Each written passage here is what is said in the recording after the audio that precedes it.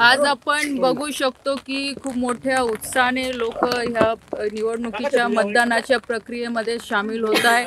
आज इथे मी माझ्या परिवारासोबत मतदानाचा हक्क मी बजावलेला आहे आणि पूर्णपणे विश्वास आहे की या देशाचं नेतृत्व करायसाठी आदरणीय नरेंद्रभाई मोदींना तिसऱ्यांदा या देशाचा प्रधानमंत्री बनवायसाठी जनता ही सज्ज झालेली आहे। आज पूर्णपणे मतदानाच्या माध्यमातून जनता आम्हाला पाठिंबा देते। संपूर्ण कुटुंबासहित तुम्ही मतदान केलंय, काय सांगा?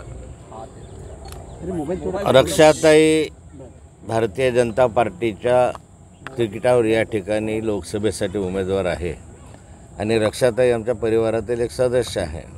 त्यामुळे परिवारातील साऱ्या सदस्यांनी जे मतदानास पात्र आहेत अशांनी या ठिकाणी एकत्र येऊन मतदान केलं।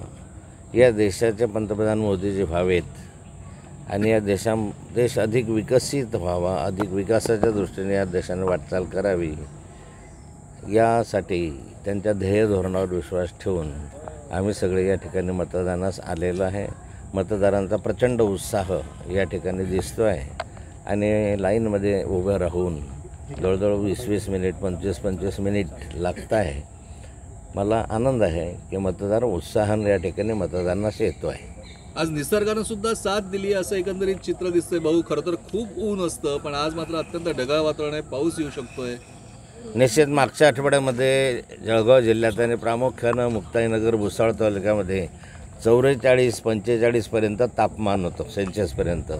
आज थोडं पावसाचं वातावरण आहे आणि उन्हाने दडी मारलेली आहे, त्यामुळे या ठिकाणी मोठ्या प्रमाणावर मतदार उत्साहाने येतो आहे। जर 44-45 सारखं तापमान राहिलं असतं तर मतदानावर त्याचा परिणाम झाला असता, त्यामुळे मतदानाची टक्केवारी निश्चित वाढेल असं मला वाटतं। मागच्या वेळेला लीड खूप मोठं होतं गेल्या 2 निवडणुकीमध्ये, यंदा तो लीड मताधिक्य वाढेल, आपली पण एक साथ आहे, तुम्ही निवडणूक खांद्यावर घेतलेलं दिसतंय। मतदानाच्या टक्केवारीवर लीड अवलंबून नसतो, त्यामुळे मतदानाची टक्केवारी नेमकी किती होईल यावरच लीडचा वाट बघावी लागतील।